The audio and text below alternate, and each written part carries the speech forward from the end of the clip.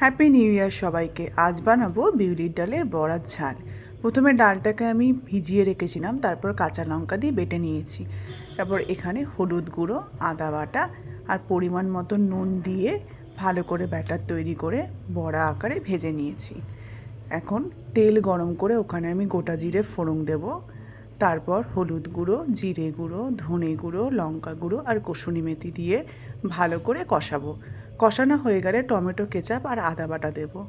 দিয়ে কিছুক্ষণ কষানোর পর সেখানে আমি স্বাদ মতন মিষ্টি দেব।